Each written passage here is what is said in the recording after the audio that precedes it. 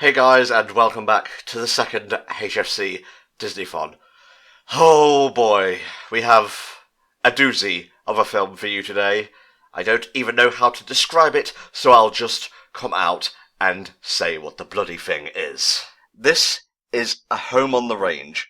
Much like Hunchback 2, I kinda stopped caring about 5 minutes in and basically watched something else. Helldragon is with me for this one. What do you think about this? I haven't watched it either, but I've heard many stories about this. So when you came to me saying, "Oh, pick some movies for Disneython," I'm like, "Oh, I'll pick some movies for the Disneython." Yes. Well, it was either this or Chicken Little, and I'll be fucked if I'm sitting through Chicken Little. Any bees, you guys know what to do. All of the details are in the video description, so we're going to get right into it. Are you ready, Helldragon? Boogie time. Let's do this in 3, 2, 1. I've got notes. I spent all afternoon furiously writing down notes from Wikipedia, so I'm just going to read off a few if you don't mind. And even if you do, too bad, I'm the one running this show. Home on the Range was released in 2004. It was the 45th film in the Disney animated canon, and the third to last animated film overall. The other two being Princess and the Frog, which was the penultimate one, and it was released after a 5-year gap, and Winnie the Pooh, which was the last one. The big thing I've heard about this movie is that this movie was basically, the stories say, it was responsible for basically killing the traditional animated department of Disney. Now, that's not entirely true. Things were already kind of on a downhill turn because of the success of computer animated movies. Home on the Range here just kind of cemented it all around. And again, like you said, Princess and the Frog came out like way later. Like, I believe they had to push really hard to get that movie out, and at the end, that one still didn't do well enough for them to continue, traditionally animating, did they? Well, I kind of wanted to butt in there because you're spouting a bunch of bullshit, but it actually wasn't Home on the Range that caused them to lose faith. It was Treasure Planet. Oh, that's true, because Treasure Planet, I believe, was, like, really super expensive for the time, wasn't it? And, it was like a melding of traditional and CGI. It didn't really please either crowd, I guess, but Home on the Range, it's about a bunch of fucking cars and some ranch stuff, and I'll be honest, I like the whole cowboy scene, like the Wild West and all that. The whole country aspect of stuff, never really been a fan. Helldragon, you're like, well, not Native American, but an American who's native to the soil, so what do you think about the whole country scene? I'm a Native American in that I live in America. Thank you, Tom. That's very sensitive of you. Shut up. Like I said, I do like the whole Wild West kind of theme, and I believe I'm getting the vibe this takes place in like the 40s, the 50s, something like that, because of the technology available at the time. But the problem is, my main problem with this, movie's setting is that when I look at the art style, it reminds me way too much of Looney Tunes, because of how everybody's drawn, things like that, especially how the cliff sides are drawn, things like that. I'm waiting for the coyote to just go poof in the ground any moment now. One thing that the Nostalgia Critic brought up, Doug Walker, is that it's a very childish kind of film, from like the writing to the art style, and I guess that's why it turned me off, because Disney films are really written to appeal to as wide an audience as possible. Oh, sure, they have cartoons where it's, a bit more child-friendly, but the movies like Aladdin, I was about to say Aristocats, but that's kind of a childish film too. Hunchback of Notre Dame especially, they appeal to adults and kids alike. You can, see it in the Gargoyles, for example. But, this is just so cutesy poo and, bright pastel colours and everything's so happy, it makes me want to fucking puke. This movie was originally going to be, I believe the plot of the movie was originally going to be about a bunch of ghostly, cowboys who decide to, kidnap, kill cattle or whatever as revenge for them being run over by, cattle stampedes in real life. That's what killed them. And I thought that was kind of metal. But what they did after that, they basically sort of tuned this into this zany comedy kind of thing. And again, it reflects in the art style, things like that. I hate the art style. I think everything is super pointy as shit. I mean, I understand their stylistic choices, but then, whoa, back it off a little. But I mean, as a result, like with this initial vibe, I see what you mean. It's so bouncy, it's so silly looking. I don't know. I'd have to go through like the whole film like we're doing right now. But as I'm watching this, I'm trying to cue in as to why everyone is so on the fence about this, if you will. Do you know who voices the three main cows? We saw one at the beginning, and the other two are right there. Okay, the one at the beginning is Roseanne Barr. Please, I know that much. Please, no fat jokes. I'm not making fat jokes. The another one, I believe it's the one without the hat. I believe that's Jennifer Tilly, actually. Mm-hmm. Yeah, we've already seen her in the Disneython in Monsters, Inc. That's true. The third one, I looked her up, but I can't remember her name off the top of my head. Her name would be Dame Judi Dench. Judi Dench. Oh, yeah, I remember now.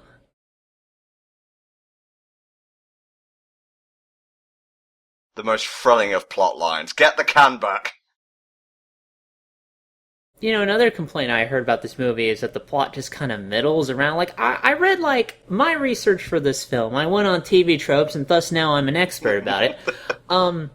You know, a lot of the reviews at the time apparently said, like, oh, well, the plot's really kind of middling. And, you know, looking over the whole scope of the thing, it really doesn't seem... It doesn't seem Disney theatrical fare. It feels more like direct-to-video stuff, don't you think? Yeah, a little bit. The scope just simply is not big enough. I mean, sure, they have a very important thing they're going to have to do, but at the same time, it feels smaller. It doesn't feel like... Even the animation sort of feels direct-to-video quality, although obviously it's a lot smoother than what you would get on a lower budget. Well, a thing that I found with a lot of direct-to-DVD sequels is they ham up the animation to, I guess, try and make it feel more alive, but it clashes so badly with the original smooth animation of, you know, the films that came before that it really just sticks out like a sore thumb. You know, with the earlier direct-to-video sequels, you know, like, they aren't painted as well. That's the thing I always notice about those. The colors aren't nearly as bright. Like here, you know, you have the budget. Sometimes they're colored by computers, things like that. But with the direct-to-video stuff, it just doesn't pop as well.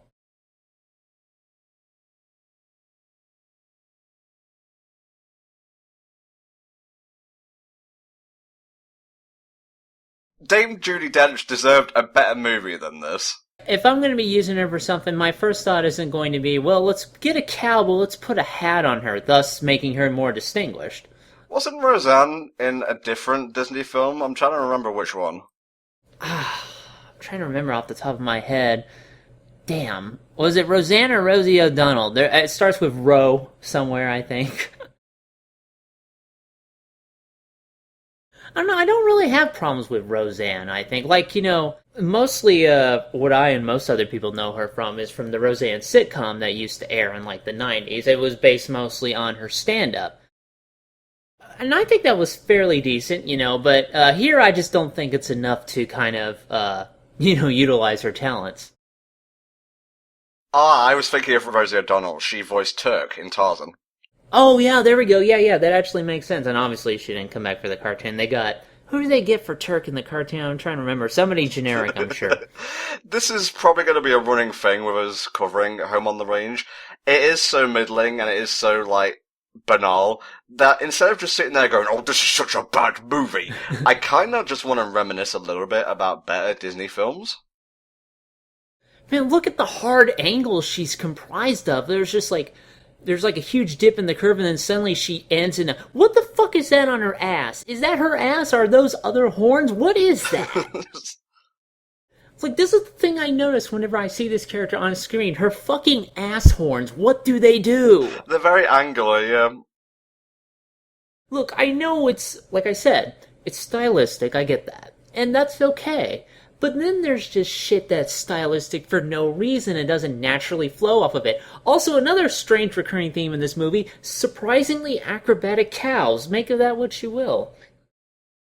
I find that a lot of the Disney movies that primarily feature, like, talking animal protagonists are the ones that tend to be, like, on a lesser tier of quality.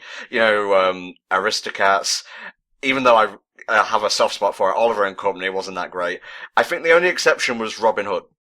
What about The Great Mouse Detective? Oh, shit, yeah, the one big exception was Great Mouse Detective and also Robin Hood. Fucking love Basil and the Great Mouse Detective. And fucking Vincent Price as Ratigan, who is just amazing in that movie. So we'll talk about Home on the Range, but not really talk about Home on the Range. Well, yeah, you come here for the jokes and the analysation, I guess. I suppose. But, kind of bouncing off that earlier point you made about how for the most part, the Disney movies with the whole talking animals don't really go that well. That seems to, that's a strategy, they kind of like to use a lot. They got to have the talking animals in these different movies, or the animal psychics, to make sure they appeal to the kids, and usually that means dumbing things down and things like that. Now compare that with something like WALL-E, where the main character obviously does appeal to kids in a lot of ways, but the first third of the film was almost fucking silent, That itself takes not only skill, I think, but courage. I think that was only available after Pixar proved their track record, because if they were new and they tried to pull something like that from the beginning with, it would not, you're right, it would not happen. So having that kind of track record proves, and also what they did proves, that I think you can have, cutesy characters do more serious things that everyone can enjoy, not just be goofy and shit for kids. There's that new movie, I forget whether it's Disney, their animation CGI studio, or Disney Pixar, called The Good Dinosaur, and the trailer for that has basically no dialogue except for the human child, which is like, whoa, and that's about it. And it's like realistic backgrounds with like proper CGI, and the CGI pops in a really satisfying way. Now, I haven't seen that trailer yet, but I do know that Good Dinosaur was a delayed project from Pixar. Inside Out was actually kind of made during that whole production time on The Good Dinosaur, or they just kind of pushed it off or whatever. So, again, I'm looking forward to seeing how Pixar does that, especially with their new Bounce Back, considering how successful Inside Out was. I thought Bounce Back was a new Pixar film for a second. I can't wait to talk about Inside Out and then just talk about this film again, just kind of complete the circle here. Story, essentially, is her ranch is in debt, I guess, and some shit, and there's a new cow who's really like a superstar, and is trying to get money or some shit. You remember when Aladdin took Jasmine on a magic carpet ride, and they had that really kick-ass song? I can show you the world, unfortunately, it's this part. Wow, I didn't realize we had the actual singer for that song here.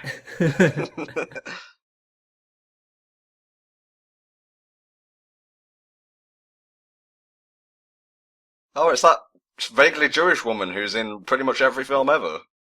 I'm trying to point out which parts of this scene was supplemented for the trailer and the marketing material. I bet when the three pigs were burping, they just used that a fucking shit ton, This came out in 2004. It's been a few years, obviously, since that time. I'm trying to remember what I was doing, but I know the one thing on my mind was not trailers for Home on the Range, which I just kind of removed from my memory as fast as possible. Do you know the movies that came out before and after Home on the Range? I'm not just talking like Disney, I mean in general. What came out in 2003? I want to say, no, it's not one of the Matrix films. That was 99. Okay, well, let me just say Disney in particular then. Sorry, I threw you a curveball and confused you. Okay, that's not going to help either, because I only looked up Home on the Range. You'll have to help me out here. Okay, the one that preceded it was Brother Bear. That was also a kind of a mediocre received film, wasn't it? It had talking animals in it. There you go, but the main thing about that movie was that was a human transformed into a talking animal. We've got to make you more marketable. That's like Native American right there. Bite your tongue, Tom. Bite your fucking tongue about Roseanne. Okay, what about the movie that came after this? I don't want to say the title of it, I really don't. Come on, let's hear it. Can I talk about Brother Bear for a little bit before I get to what the other title is? Sure, I will give you this penance. Brother Bear was okay. I don't think it was perfect. I liked some of the Phil Collins work, but then again, I am a sucker for Phil Collins. I loved his work in Tarzan. Brother Bear 2? Okay. Not stellar, but watchable, definitely. The film that came after Home on the Range was Chicken Little. Ah, I see. Just like a whole fucking trilogy of talking animal movies that don't do that well at the box office. Like, if you didn't like Brother Bear, it just went do, in terms of quality, And then after that, you had to deal with Chicken Little, which I think I'm trying to remember the exact specifics of that movie. That was like a sequel to the original Chicken Little story where, he always said the sky was falling and nobody believed him. And then he sort of went on an emotional arc after this. And then it turns out it was aliens, I think? It was a goofy, doofy movie which kind of went for Invader Zim humor at points, but all of the jokes fell flat, and it honestly annoyed me. Its only saving grace is that Zach Braff voices the main character, and even that can be viewed as a negative. I love how, Chicken Little actually showed up in Kingdom Hearts 2 because that movie was around at the time. Like, I love that Really, cross-promotion, yeah. Are those the same hippie, vultures from the fucking Jungle Book? No, we're in the West, so obviously they're country bumpkins instead of, Beatles rip-offs. Oh, yeah, it makes total sense. Dude, that was really great casting right there. Most triumphant. Can you tell she's British and proper? Oh, I say what? Do British cows have tea and crumpets, I wonder? Do they just put that in the tro? Yeah, instead of milk, when you milk a British cow, just tea comes out. Yeah, it makes total sense. God, the art style's gotten even worse. I remember this horse. I think... Let me look up who he's voiced by. His name is Buck. I'm not sure if he likes the fuck. Oh, God almighty, no.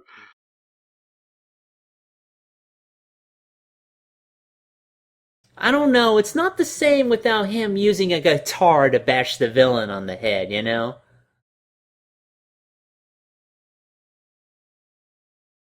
Okay, Buck is voiced by Cuba Gooding Jr. I can hear him. I can hear Cuba Gooding Jr.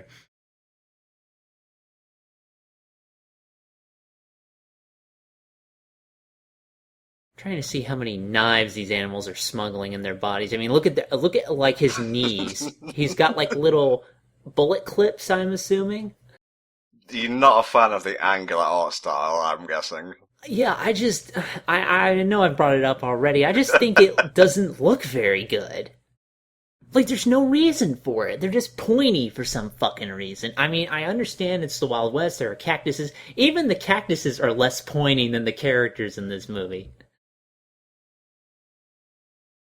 See, like, with the guys like the sheriff, he's okay, because, I mean, there's some points, yeah, but there's still very clear curves, it's not super angular, he's alright. I'm the villain, can you see me? Oh, I love that. Did you catch the amount that people can get if they turn him in? How much? It's the exact same amount that the farm needs. Oh, that's convenient.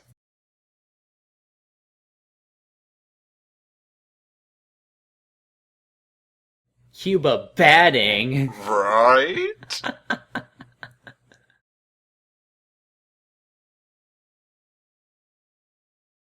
I think Jennifer Tilly does a decent job in the film, from what I've seen anyway, and she's usually pretty decent. I did like her as Celia in Monsters, Inc. Well, I guess they have to, work the best they can with this kind of script.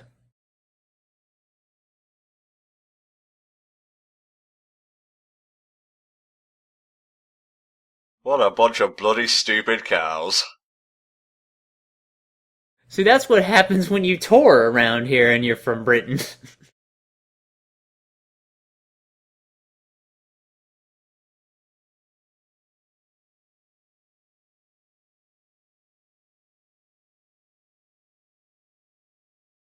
I don't know why they're getting excited.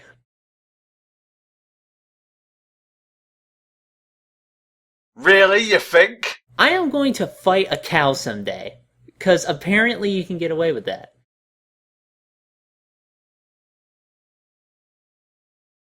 Dinner and a show? See, as you know, cows are the strongest things in the West. Ha ha ha ha ha. I mean, you can only get so much of hijinks before it already starts. It's already starting to wear on me a little bit.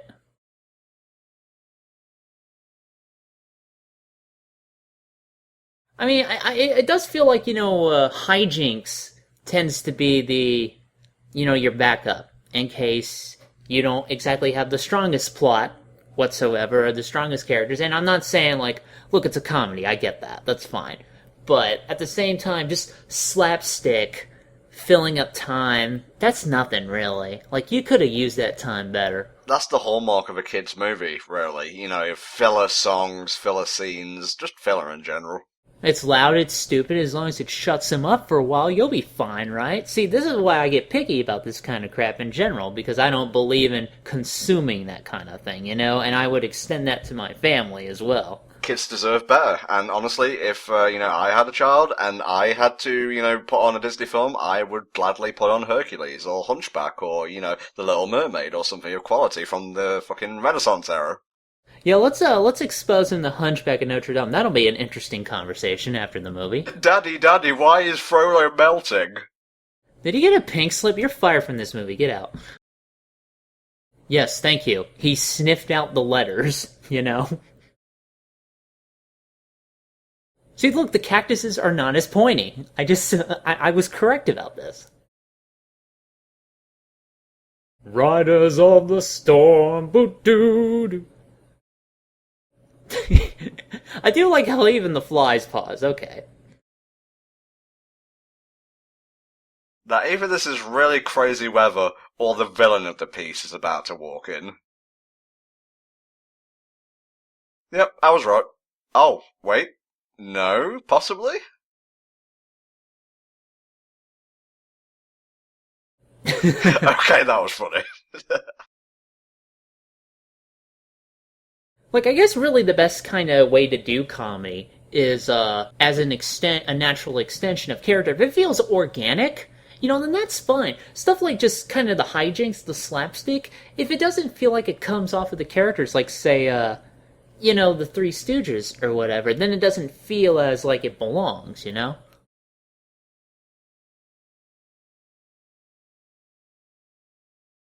Who literally looks like Jim Cummings, I'm not even kidding. That's true. Or, hey, maybe Yosemite Sam was doing some working out.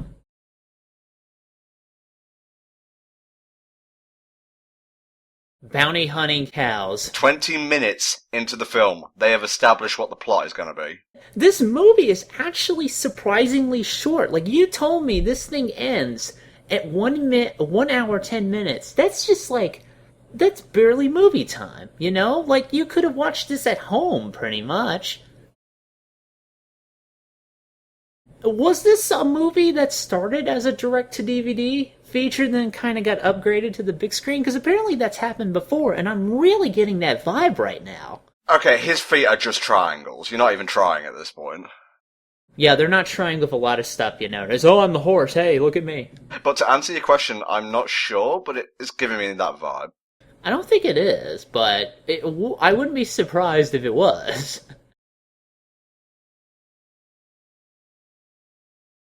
Do you like the horse yet? Shit, guys, calm down. I'm stuffy and British. They're all smuggling anvils in their asses, I just realized. You're never gonna get over the art style of this movie, I can't stop looking at that fucking ass horn. Like, what is that? Why does it look that way? I'm so glad you came prepared to this commentary.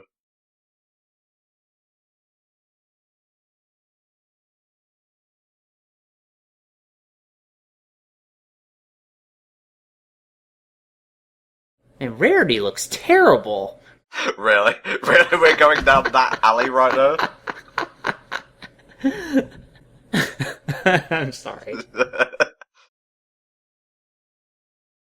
Well, we do need more cowbell.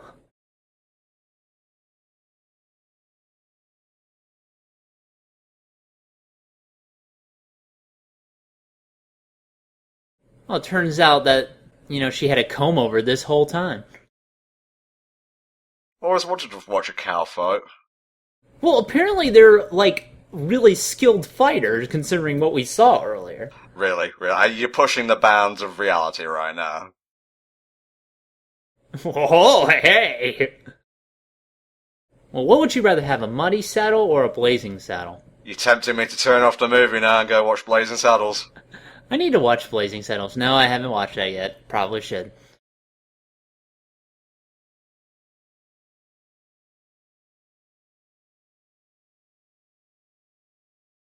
So while they're basically loading up the plot here, Oh, okay. Subtitles. I wasn't expecting that. Well, I mean, this was around that time, like Chinese men were working on the Transcontinental Railroad, weren't they? I don't want to say yes, and I don't want to say no. I'm already stupid enough as is. Anyway, I was loading in my own joke, or stuff to say. What was the last Disney film you saw in a theatre or a cinema? I think the last Disney film I've seen in a theater, if Pixar does count, it was probably Wall-E. Now that Marvel is owned by Disney. Oh, come on. Okay, let's talk about the traditional Disney canon then. I guess the last Disney canon film I've seen in a theater. Been a long time. You have to understand, as a kid, I did not go see a lot of movies, alright? And part of this was not because like now where I don't want to watch a movie because I don't want to. It's because, money was tight. We didn't really go out and do anything like that. So it's honestly few and far between. I'm sorry. What's your best experience then that you can remember? I'd have to say, I'm going to have to dig into Pixar for this one. I'm sorry. That's fine. No, that's appropriate. Go for it. We actually back where I used to live, we had this great little theater called the Silver Screen, and what it was is that you got dinner and a movie. I'm sorry they're getting attacked by Satan who's hypnotic. Okay, what the fuck? Anyway. Well, that was weird. But we had this theater called the Silver Screen, and what it is that you went there, you got dinner, and you could watch a movie. So I'm sitting there, it was my birthday, and I'm sitting there, I got my pizza on the table. We were actually at a table, this round table, and we're sitting there and we're watching Toy Story on screen. And that memory has stuck with me for so long. I gotta go back to that theater someday and just kind of relive that. Like, that's the one I remember. Oh, is it still up? I believe it is. It's been a long time since I checked what's happened back in my old hometown. I know my sister went there not too long ago, actually, to kind of... Some of the other buildings are still up, but I want to go back personally and just kind of explore what I miss from that place. So I'm back in the movie. What's going on? A whole bunch of rustling, and these bulls are giving it all that. And I think the Dame Judi Dench character does not like bulls, but she will magically turn around at the end of the film, from what I'm reading. I'm waiting to see if one of these bulls are like Gaston, and then they have a Le Faux bull, to kind of be a sidekick. I have 2 facts about the stuff you just said, and both of them blow my mind. The second of which is kind of tragic, so I probably shouldn't have used that phrasing, but, LeFou, right? Yes. Do you know Resident Evil 4? Was he the midget in that game too? No, he wasn't the midget. He was the big cheese, the guy in the raincoat. He was Salazar? No, I'm talking about, the guy with the fake eye, and he turns into a crazy crab guy. Huh. That's interesting. I didn't expect that.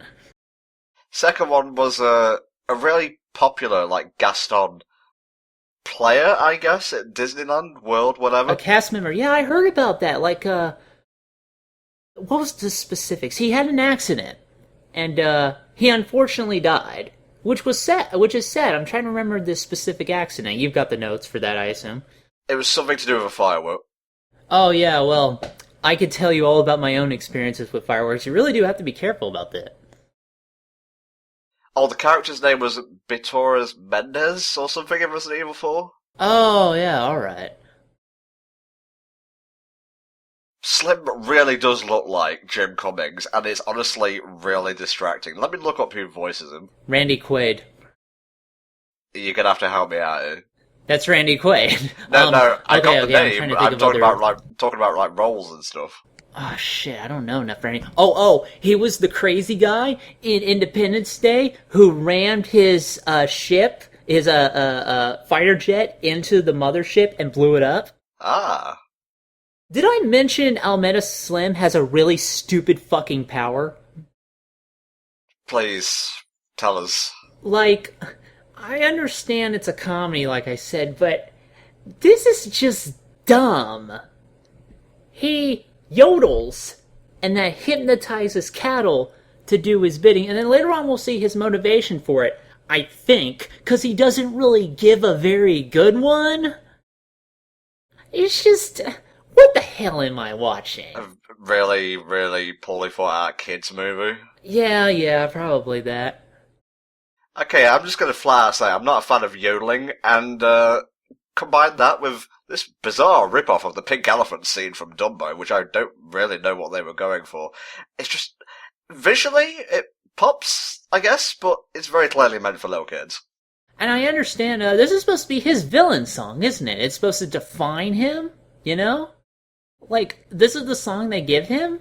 Like, this doesn't really establish much about who he is. Like, I think, like I said, later on he explains his motivation, and I think that takes, 10 minutes. And that's him.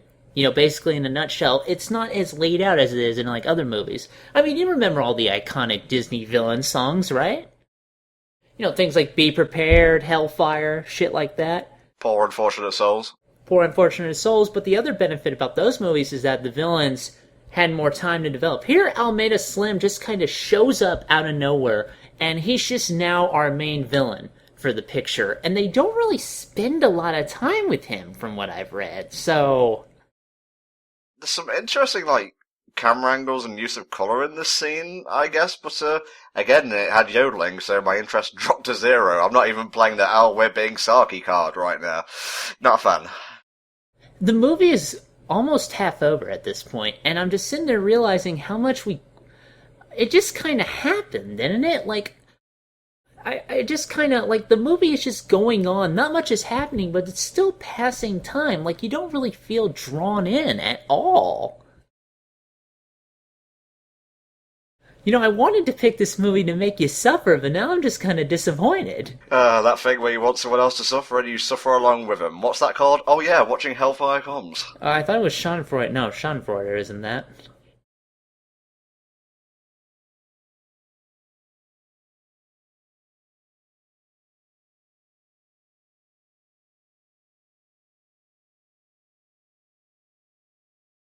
That's my exact expression when I hear this horse in the movie. Oh no. He's gonna try and be funny again. Oh, I can't wait! I'm sure Cuba had a great job recording the lines, but why is he in the movie? Why is Dame Judi Dench in the movie? Roseanne and Jennifer Tilly. Yeah, I can see why, but See, because Roseanne is fat. So, of course, we'll make her play a cow. You noticed that, right? Yeah, yes, and cow-like, if you'll notice. It's just I know they wanted star power, but Buck is just doing his absolute fucking damnedest to be the most annoying fucking twat. Shut up! I think they cast Roseanne because when she came into the studio, she was literally lactating. Like a cow, if you will. Oh, God! Oh, God! Too far? God! Too Too far? much is fucking right. No, I don't think that describes it enough. Tom, I'm putting you on 10 minutes timeout. Okay, well, have fun commentating by yourself. No, get back here, get back here. Quickest 10 minutes ever. Doesn't it look like she's smuggling a blade in her chest? Let it go, Hell Dragon.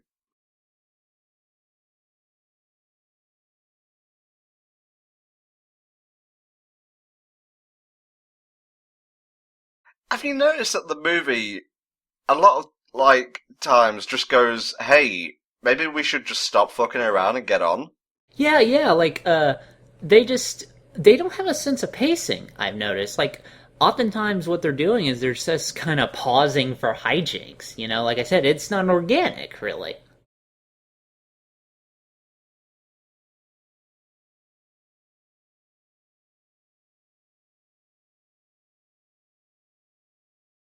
Okay, yes, please, carry on with the movie.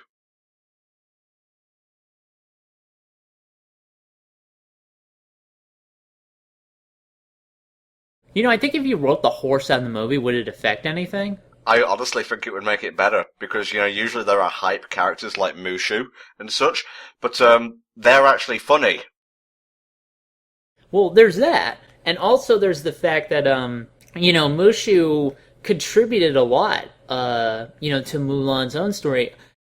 I don't know, this is kind of a personal thing, I admit, but I feel like some subplots are okay, but, when they kind of go too much with the subplots, in different directions, it makes the movie not feel that cohesive, and I'm much more of a fan of a cohesive, straightforward narrative than a lot of stuff that just kind of branches together. Really, I think a problem with Home on the Range here is that, again, it doesn't really have that identity. I'm not sure what it wants to do. Well, it's about saving the ranch first and foremost, and you got cattle rustling in the form of a Slim. You've got a horse who wants to be the hypest horse around, I guess. I suppose, yeah.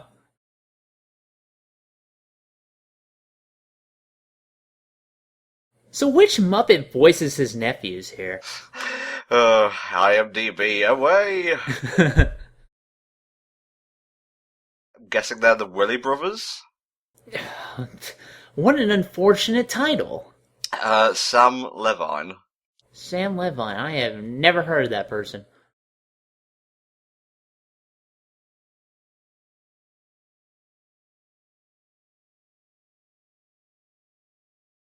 See, here it is right here. Here's his big explanation. Like, the fucking whole... He disguises himself as somebody. That just kind of comes out of nowhere. I know earlier he was somebody different, but they didn't really build up to it that well, I think. No, he just appears. Let me tell you what you already know.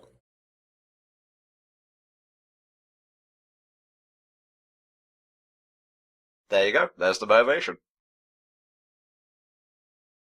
He'll explain on this in a bit, but basically he's just buying up everybody's land because somebody didn't appreciate him, I think. He never really goes into detail. They just say, like, oh, well, they don't appreciate me, for being this land guy. And that's it. That's his whole motivation. It's not even a motivation like, I want to be fucking filthy rich. He just does it for some unspecified grudge he has. It's not really... They don't really go into detail with that. I think that person from the first Rescuers movie was actually a more compelling villain at this point. Really? That movie was dull as dishwater. Second one, pretty good though. Yeah, I've heard a lot of good things about Rescuers Down Under, actually. Like, that's the one people recommend.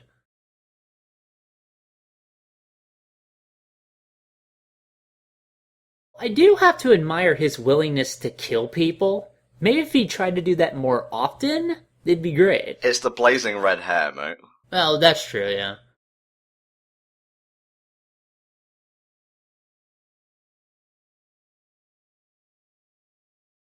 Well, that is really convenient. Okay, as a visual gag, that's kind of funny. Like, his head is the same shape as the patch of heaven. Yeah, I can actually see that. Like, I'm trying to find where this movie does some comedy bits right, I think, and I got to reach a bit here, but it does have some good gags. It's when it's quick and snappy, like that Lone Ranger guy coming into town shushing the fly, and the visual stuff with the map and so on. But it's when they try to, like, puff out their chest and be all wacky and goofy that it really does fall flat. Yeah, I think that's another problem I've had with a lot of comedy.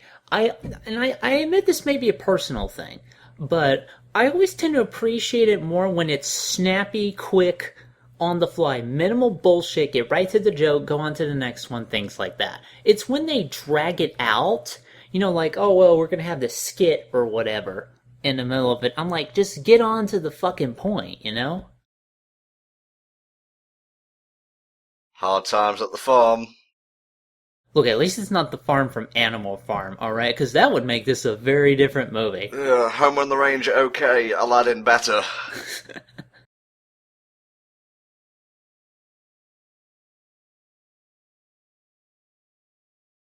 Are they rated by how marketable they are? Like the cute pig gets a 20. I'm probably just getting them ready for market. I know, but I think I like my explanation more. You know what these pigs remind me of? I just realized it. I was looking at their design. I'm thinking, what do they remind me of? What is it with their design? Their ears. You know what their ears remind me of? What do they remind you of? It reminds me of that 101 Dalmatians cartoon where they were also on a fucking farm. Yeah, you see? And it was okay, I guess? It was there, I guess. I don't think it needed to be made. It kind of moved the time period forward by 40 years. That make no sense. Because I believe... what was it? I think Roger composed music for video games in that series. it was strange. Although if he worked on Sega Genesis, that's kind of cool. So I'll give him a pass. Oh, speaking of music, I can't believe I haven't brought this up already, but the music in Home on the Range was done by Alan Menken.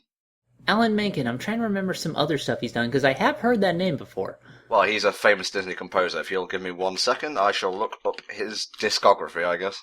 I do want to mention about the soundtrack. I saw this when I was looking up the movie. I saw like the main poster for the movie, and it has like the cows in front, all the other animals in the back, and the Roseanne cow. She's in front. She looks very grim. She's very determined. All right, we're gonna go get this guy. Uh-huh. Now the soundtrack cover for the movie uses that same image, but somebody shopped like her face to be all, oh, this is great. It's just like so happy and out of place from the really determined stance she was taking. Okay, Alan Menken did the music for, or at least was involved in, The Little Mermaid, Beauty and the Beast, Aladdin, Pocahontas, Hunchback of Notre Dame, and Hercules. And Home on the Range was the only post-Renaissance thing that he was involved with, and he wouldn't really come back to do stuff for Disney proper, animated-wise, until the revival era with Tangled. Oh, okay. Because I am a fan of some of his work. Hercules, in particular, I have always felt, his idea for the soundtrack was different, yes, but I really loved how everything was composed and, how closely he matched the theme that the music was trying to entail for that movie. So I think he did a really great job. You're talking about the gospel style. Yeah, the gospel stuff, yeah, especially. Well, I can see why people don't like that, because, it's Greek mythology. It's not like Christian mythology and imagery. But little kid me heard gospel, you had mythology, combine the two. I liked it. But the revival era, I think, started with, like, Princess and the Frog or Tangled, and the latest one was, like, Big Hero 6. I haven't seen Big Hero 6. I've heard it's okay. I haven't heard, like, anyone fucking rave about it. Well, I mean, it was sort of based on, a semi-obscure Marvel comic series, so they kind of changed a lot for that, naturally. From what I've seen about Big Hero 6, it kind of tries to ape the Pixar feel of how the story's done out. Yeah. I'm not sure how well it would go. Although, I am kind of wondering at this stage if they're going to take what they did in Big Hero 6 and kind of do that with other more obscure Marvel comics.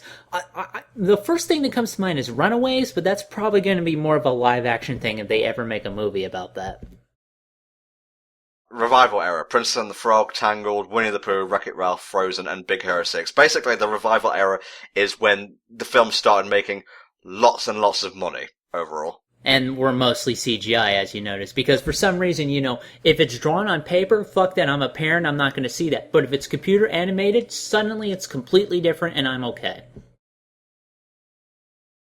Like, I bet you if Home on the Range was animated in fucking CGI, it would have been a lot more successful.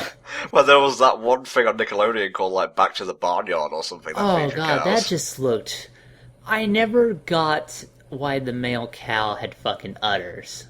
I never got that, and I'm sitting there going, I bet there are a few Tumblr blogs that explain that for me, and I'm not interested.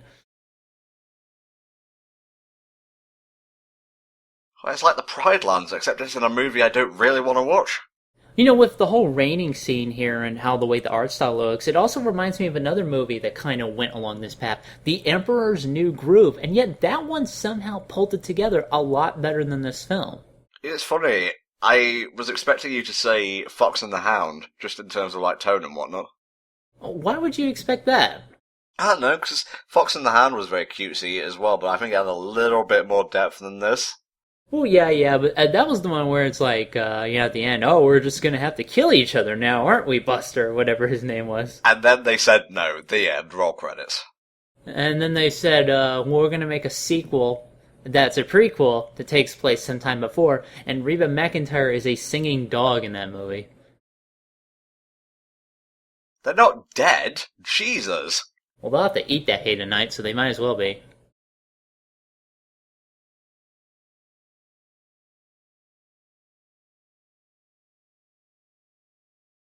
I'll go in here and feel bad, I guess. The song that, just asks questions.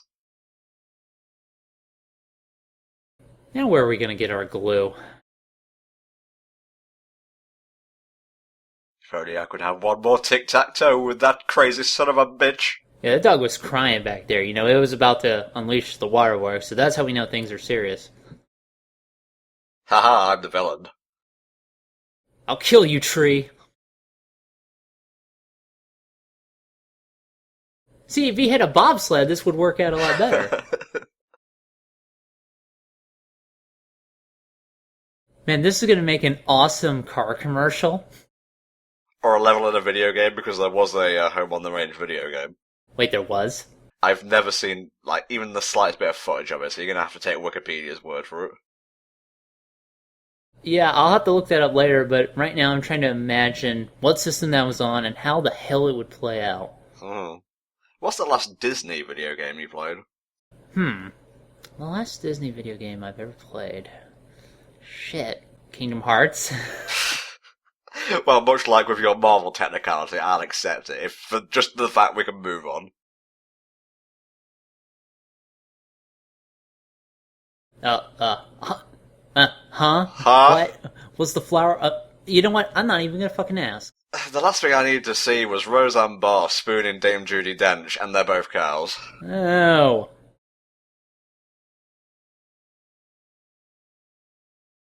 You look beautiful, darling. The prettiest flower.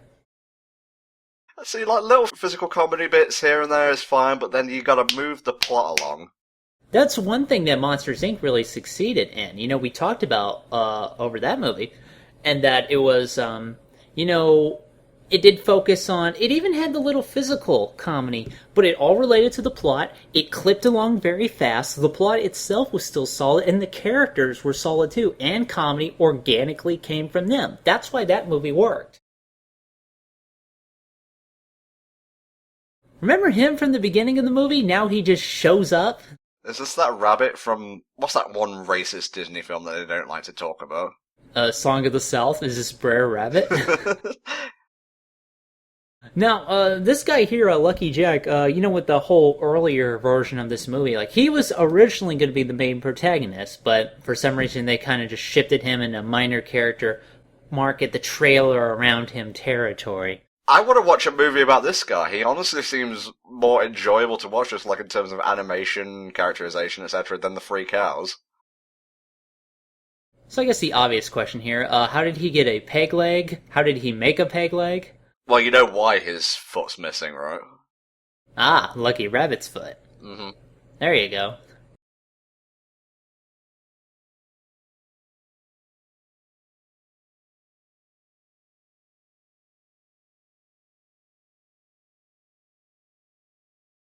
I was actually going to say, oh, the Nesquik factory, because I just remembered who he reminds me of.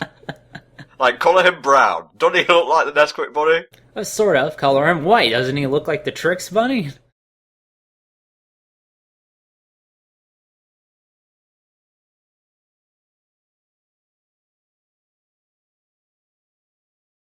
Could you steer the steer, I wonder? You're full of beans during this commentary, right?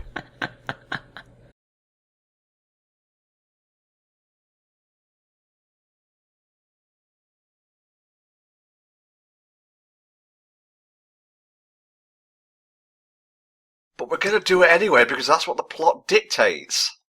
Who decided to put a wanted sign on a random cactus in the middle of the desert? This seems like a good idea. Ow! Why is my hand in pain? Well, on the plus side, my hand may be bleeding, and there's probably a little bit of infection, but it's stuck onto the cactus good and tight. Well, you could probably stab the cactus back with your own points.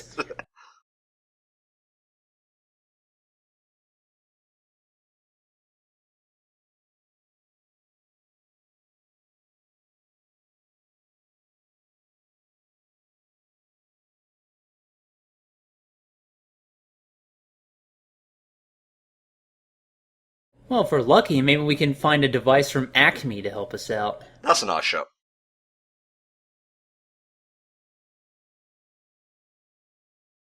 How many montages does this movie need? Yeah, because the plot wasn't moving fast enough. Seriously, I don't care about the fucking horse. I really don't. Who cares about him, really? think if this is really a personal preference, but again, apart from Robin Hood and Basil the Great Mouse Detective, a lot of the movies with talking animals aren't that great. I think with like human-like characters working against rustlers, the plot would be a bit more engaging. It sounds like that. Yeah, I see what you mean. Because a lot of the vista shots or just like panning shots over the environment are nice. It's just other than the humans, again, going back to the whole angular thing, and that's a very obvious, like, almost CGI shot right there. Yeah, I saw that too. It's, not that great. Too pointy.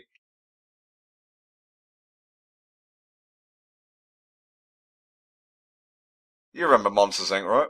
I do. There's a character coming in whose voice I think you'll recognize. Is that right? Have a listen.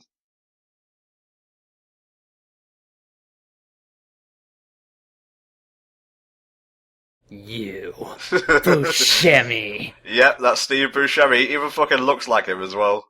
Yeah, he actually does have that little physical appearance, yeah, with the sunken in eyes and everything. I can't believe that's the thing I'm looking out for. Buscemi. Well, he's a great actor and he's fun to watch.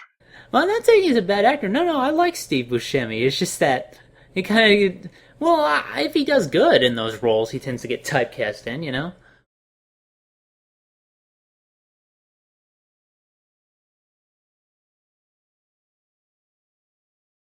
Wow, that's a really bit of expressive animation for some reason. Did the whole budget go on it?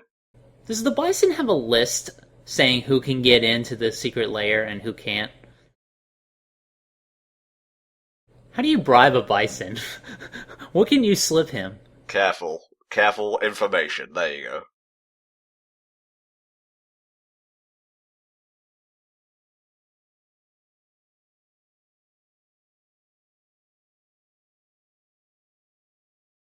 Hey, you can't treat Cuba Gooding Jr. that way. Well, tough shit, I'm about to.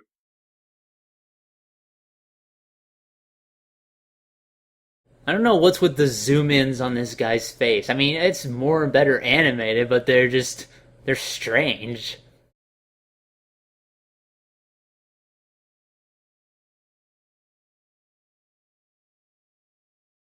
Fuck off. Yeah, he's kind of giving me a whole pseudo, I'm trying to be Chris Rock kind of vibe. You know what? I'm complaining for the sake of complaining again, even though I'm really not enjoying this character. So, comic relief characters in Disney. We've mentioned Mushu. What's your other favourite?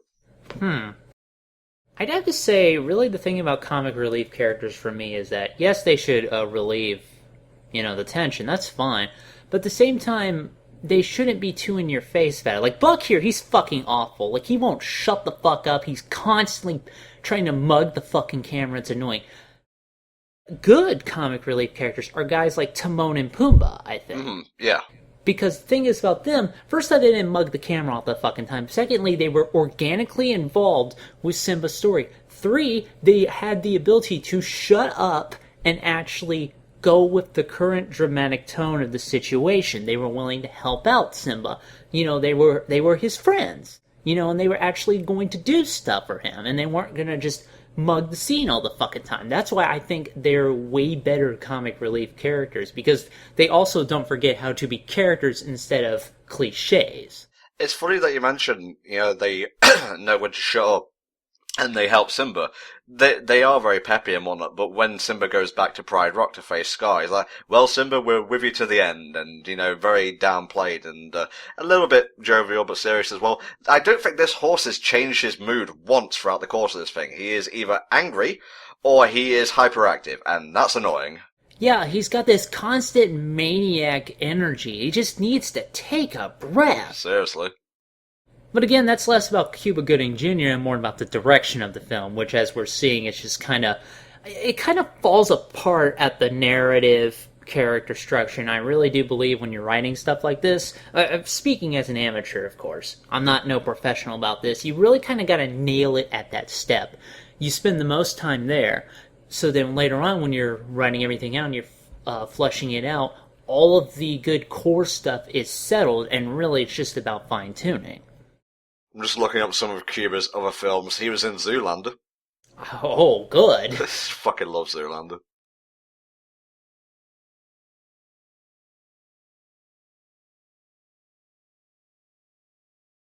Oh, I see. They're trying to like negate Slim's powers. Can we call them powers? I'm not sure if we should classify this as a superpower, if it's supernatural in any way. I don't know. Where did his powers come from? Where's the fucking prequel movie starring a young Slim learning how to hypnotize and rustle cows? Look, if there's one thing I'm sick of is them retelling Slim's origin every movie. Masterfully done.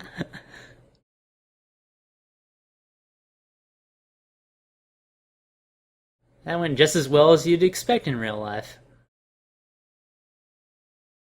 Is yodeling really, like, associated with country music?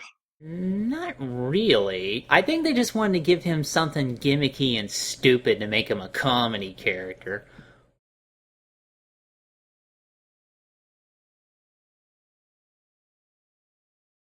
Please don't do that. Oh god, no, he's about to blow.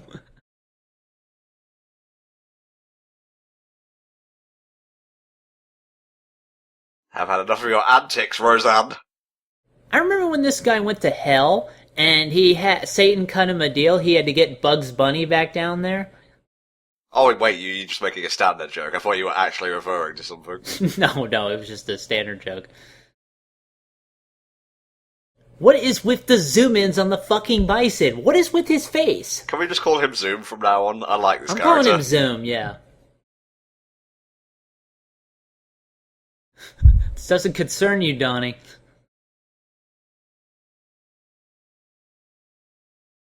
Well, I suppose it's better than scaring kids for a living. Uh-huh. Do.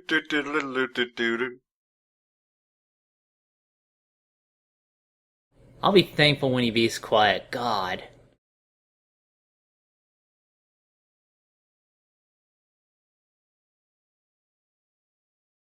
Oh my god. Thank you for that standard sound clip.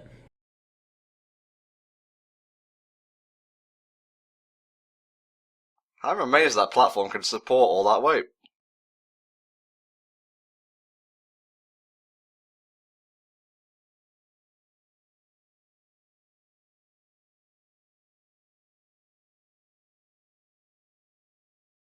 Just take a moment and Who is that character? I've been meaning to like look stuff up actually. What was his name? Rico, he's like a bounty hunter that the horse idolizes or something. Okay, let me look this shit up. Charles Dennis. I don't know who that is. Same, so let's move on.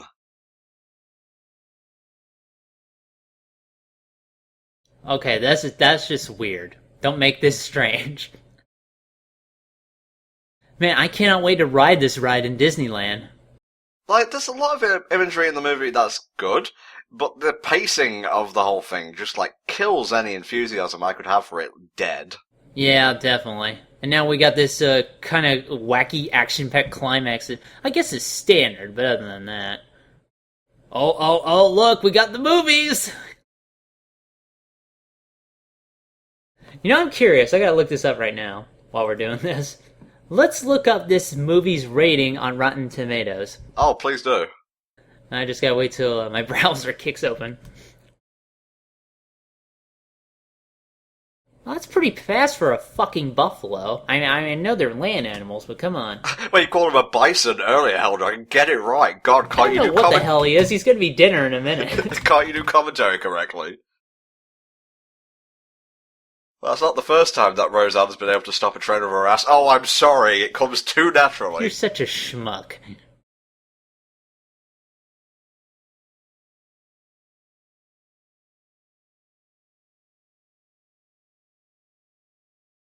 Oh my god, he's gonna lynch him? Okay, on Rotten Tomatoes, Home on the Range has a rating of 54%. That is precisely 53% higher than I would rate it. 28% liked it, which is, there's a 27% margin of error.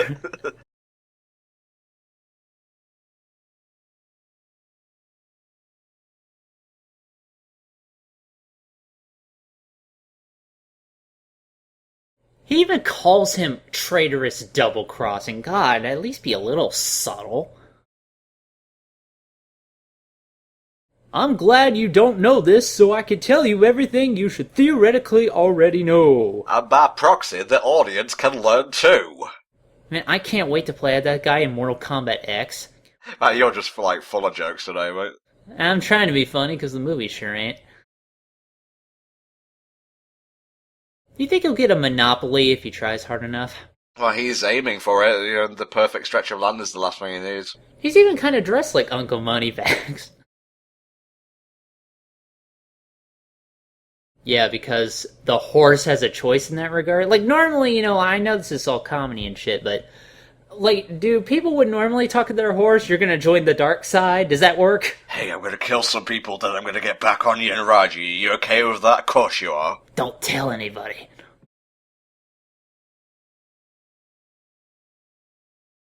That's not the first time Steve Buscemi has tried to get things indoors.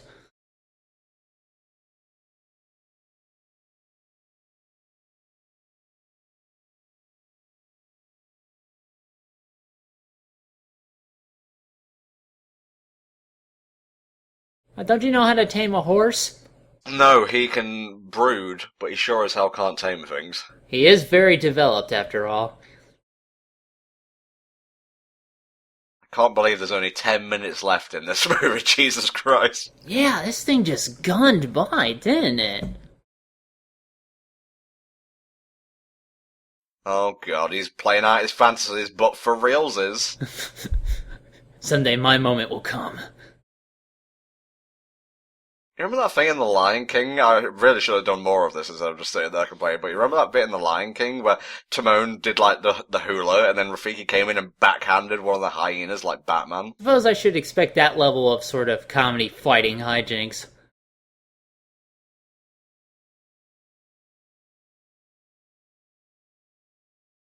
Wait, why didn't they do that earlier when they were fighting Slim? Because apparently she's like superhuman when she loses her hat. Wasn't the finale. Wasn't the finale.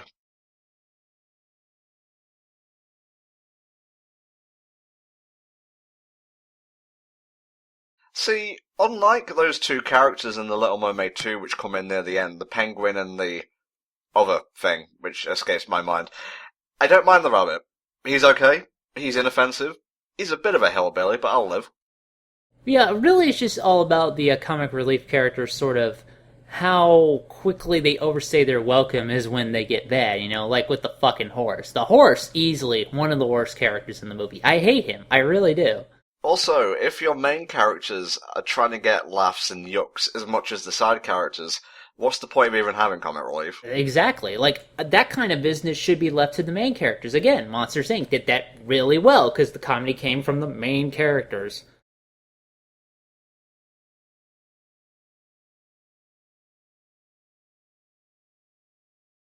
Why am I in America? Was I sold? Was I shipped over here? That's what I'm thinking. Like, I was thinking about that. Did she come from, across the sea? She gets moved over here? I don't know. Go, my CGI! Sadly, a young cub lost its father on the Pride Lands. Whoops! Oh god, it's happening again!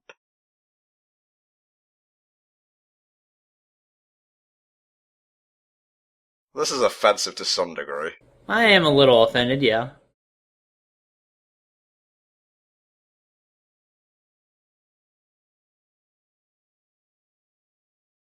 Thank you.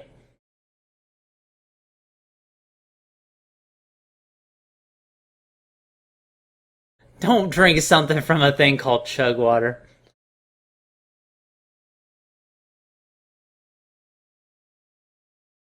I'll only settle for a full-on train collision. That'll be perfect to end this movie. Yeah, that's what I paid for. He's catching so many bugs in his teeth right about now. Bugs couldn't take the hit for him. See, I'd watch a movie about the rabbit and the horse, because the rabbit and the horse would, play off each other. Yeah, I mean, that would kind of... You really have to make Buck less annoying, though. Like, just tone him the fuck down, he'd be alright.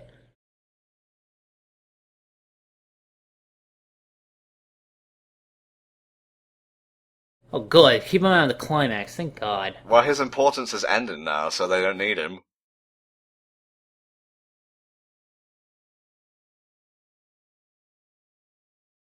Definitely nothing to do with Slim. Definitely not. Well, he covers it up with a hat and glasses. Thus, he is indistinguishable. Just a hat and a fancy coat and a cane.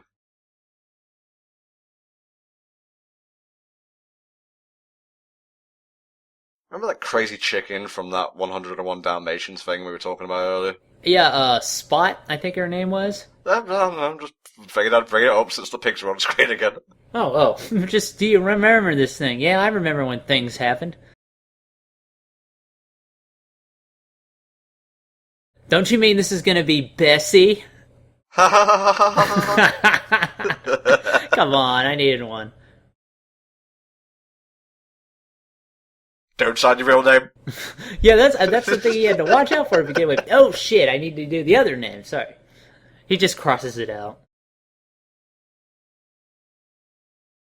You should look behind you more often, I think.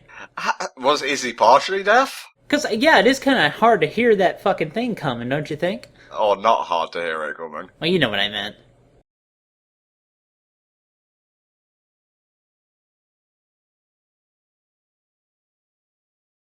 Howser back from the dead? I have no idea what's going on. Yeah, that's like my expression here. Like, this is how he gets beaten, by cows.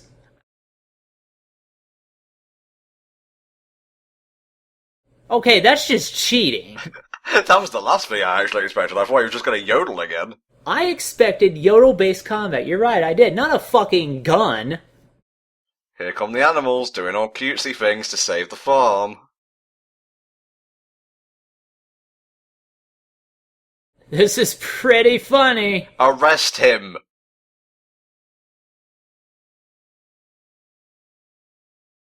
This is just, what's even...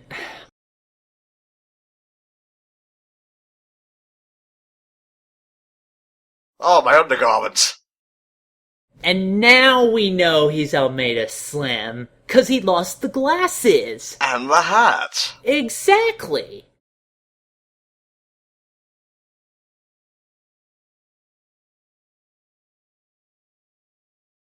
And this right here is probably the stupidest bit. It's like that one bit in Kung Pao that everyone hates.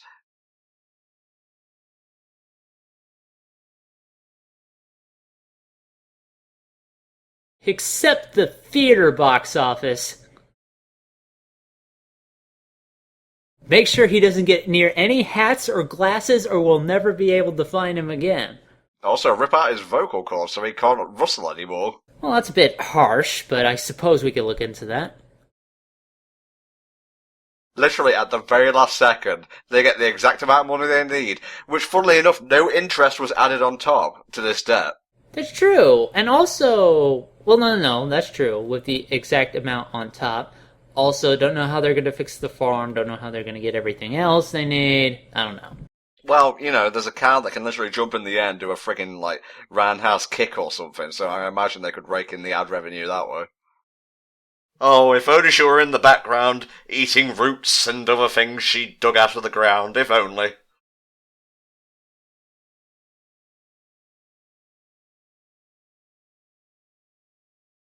Yes, just like that. Oh, Roseanne, you're here. It's like you never left us. I never did leave you. You know, it's funny, Doug Walker made the point, like, he usually can't disconnect celebrity voices from, like, the animated counterparts, except for Vincent Price and Rattigan. I literally cannot, disconnect Roseanne's voice from her animated cow counterpart. But, I guess that's the least of this movie's problems. Okay, mate, it's the end of the movie. Home on the Range, final thoughts. Maybe it's not the worst thing ever that most people have said, but fuck, what a forgettable film. It's just... Yeah. It's just so sloppy, none of it really comes together. Some of the characters are really fucking annoying. I could see why you didn't want to take on this. Like, I was expecting something really terrible, but honestly, it's just boring, and it didn't really need to be made. It's the three Bs. Boring, bland, banal. Am I describing myself? No, I am in fact describing Home on the Range. It's bottom of the barrel. It's definitely in a D or an E or even an F tier Disney film. I'm tired. I'm done with this movie. The end. We'll see you tomorrow for another installment in the second HFC Disneython. Goodbye for now.